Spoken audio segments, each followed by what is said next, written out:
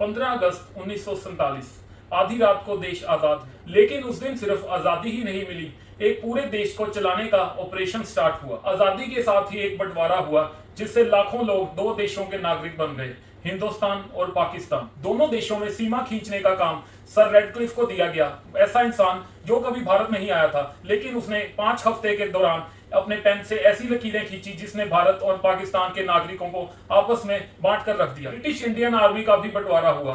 2,60,000 सैनिक भारत के हिस्से आए और 1,40,000 पाकिस्तान के हिस्से आए। सैनिकों तक ही ये बात सीमित नहीं थी, टैंक, तोपे, घोड़े, ऊंट, उनका भी बंटवारा हुआ। आजादी के समय भारत की संसद बनी नहीं थी, सारे देश को विधानसभा ही चला रही थी। सारे मंत्रालय प्रधानमंत्री के अधीन आते थे। उस टाइम के प्रधानमंत्री थे जवाहरलाल नेहरू।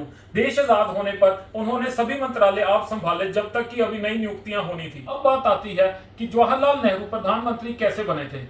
उस टाइम पर कांग्रेस में प्रधानमंत्री की दौड़ में सरदार वल्लभ भाई पटेल और कृपलानी जैसे बड़े नेता थे, लेकिन महात्मा गांधी ने उस टाइम पर संकेत दिया कि जवाहरलाल नेहरू को ही प्रधानमंत्री बनाना चाहिए। तो उस टाइम के वायसराय माउंटबेटन ने औपचारिक रूप से जवाहरलाल नेहरू को उस टाइम प्रधानमंत्री घोषित। आजादी के टाइम पर कोई इलेक्शन नहीं हुआ था। 1946 में जो विधानसभा के मेंबर सिलेक्ट हुए थे, उन्होंने ही संसद का काम संभाला। जहां कुछ लोग लाल किले के ऊपर तिरंगा लहरा रहे थे, वहीं कुछ लोग बंटवारे के कारण देश छोड़कर जा रहे थे। कुछ के हाथ में तिरंगा था और कुछ के हाथ में अपने बिस्तर थे। कुछ ही हफ्तों में नोटों से ब्रिटिश राजाओं की तस्वीरें हटा दी गई। हिंदुस्तान ने अपनी स्टैंप्स भी इशू की।